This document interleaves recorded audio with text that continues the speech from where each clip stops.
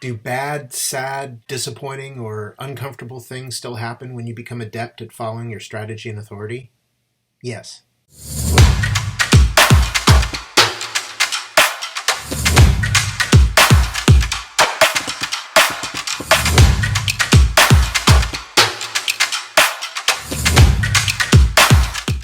Following your strategy and authority doesn't keep you in a perpetual Garden of Eden. It helps you travel lighter through life, so you can better handle and weather that which would, under normal circumstances, or I should say, under not self circumstances, break you, or destabilize your whole trip, or fling you in a different direction, or prompt you to take some inappropriate or ill-timed action. Why?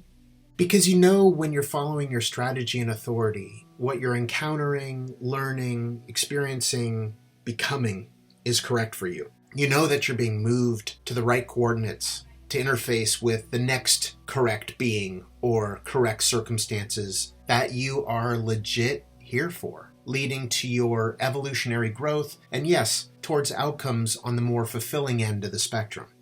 And when bad or sad or disappointing things happen, you're given space from amygdala hijack. You become more curious instead of instantly reactionary, considering things like, I wonder why this is happening. I wonder if this will bring a new friend, or an opportunity, or a soulmate. So many blessings are disguised as shitstorms. Sometimes it's the fastest way for the universe to get us from A to B, where we may not get there otherwise, except through that plot twist. Some show up simply to slow our roll because our timing is off. Some save our lives. Next time you're on the road and late for something, and the car in front of you stops at a yellow light, consider, as your rage is beginning to boil over and your palm is pushing 10 pounds of pressure against your car horn, that your life may have been saved by them doing that. Perhaps, had you gone through that light, a Mack truck would have crushed every inch of your car and your life would have been snuffed. Or maybe, because your timing was slowed at that red light, you avoided becoming the victim of some other tragedy or humiliation in waiting. With human design, you're afforded greater flexibility in how you see what's happening around you, and mostly to you. Your mind's negative way of seeing things isn't the final word. Its narration won't stop with human design. It just becomes much less interesting in your way more magical partnership with the universe. That through placing seeming obstacles and diversions in your path is actually ensuring your ideal timing and outcomes. So human design gives you a new frame of reference, a new heads-up display of sorts that gives you information about where you are and what's going to help you maintain your best trajectory in any given situation or environment in which you find yourself, including whether that environment is even healthy for you in various ways, and obviously specific to your unique design, but it could be an undefined or open G center that's picking up strange or off-kilter readings, could be, if you're a projector, recognizing where you're not truly appreciated, could be your defined spleen, warning of danger, lots of stuff, even a combination of all of that and more. Sometimes it's not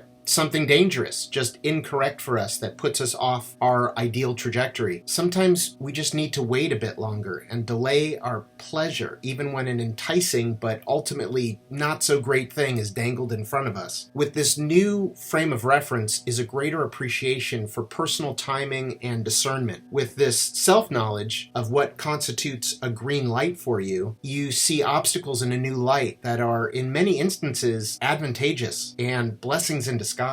And when you don't stay curious and let your mind define your seemingly negative scenario du jour, your initial negative take on things could set you up for more sub-ideal outcomes, tipping your domino on a new, less good for you trajectory. Let me give you a for instance. If you were in a bad mood because of some seemingly shitty bullshit thing that happened to you, you may as a result carry forward a sour disposition, resulting in you being unapproachable or uncomfortable to be around in the next phase of your day. If you instead stayed curious about what's going to happen next, instead of deciding that was the worst thing that could have happened right then, you wouldn't have that same negative vibe around you that may be keeping a very meaningfully important or pivotal chance encounter away from you. You give everything the meaning that it has, so how you frame things is a huge untapped power you should be aware of and practically apply, because it greatly augments your path in this choose-your-own-adventure lifetime. Human design greatly assists in that regard. When you follow your aura strategy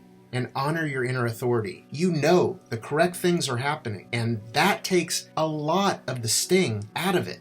But look, remaining perpetually unbothered by shitty circumstances is not terribly realistic. I certainly haven't reached a perpetually imperturbable state. I have a mostly unconscious emotional system with adrenalized emotions via my 3955, but I've gotten better and quicker at recognizing when I'm triggered, and quicker at talking myself down or shifting my state or my perspective, which shifts my state. And you can get better and better at it too, snapping out of amygdala hijack or your otherwise immediate negative reaction to things. But it takes a lot of time and diligence and an earnest intention to make this your default setting, and an understanding that most who are best at this probably don't dwell among the irritating masses. They've likely stopped putting themselves in environments or situations or around those who increase the chances of triggering events. They've likely long since separated themselves from the things that trigger most of us, living in protected isolation, surrounded by like-minded others, or sheltered by peace and away from most of the stressful triggers that the average Joe is circumnavigating. Not all of us are afforded that luxury. But you can get much better at this, even if you can't maintain this 24/7. You can become more aware and observe your mind during its freakouts, while at the same time becoming less interested in what it has to say. And you can cultivate greater capacity to have that heightened agitation trigger the recollection of your inner authority, as well as your memory of how your mind's influence on your experience rarely makes for better outcomes, and how your inner authority has a different way of processing such events. And that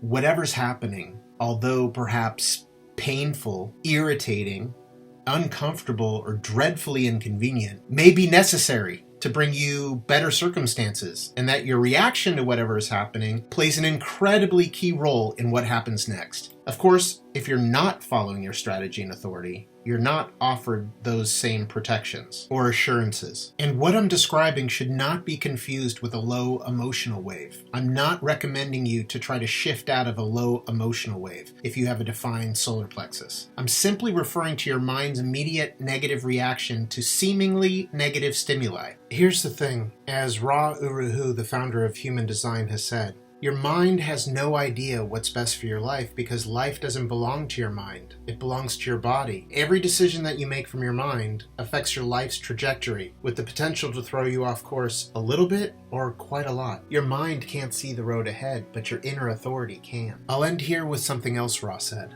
This is what strategy and authority does for you. It allows you to surrender your life, to let go. Your life itself may not surrender to anything, but you have surrendered to your life. Let your life live out its movie. Allow it the beauty of being what it was intended to be. And you do that by treating it correctly. Nothing more, nothing less. There's nothing for you to do. You're just here to live the correctness of what you are. Hope that helps. Keep on keeping on and stay curious.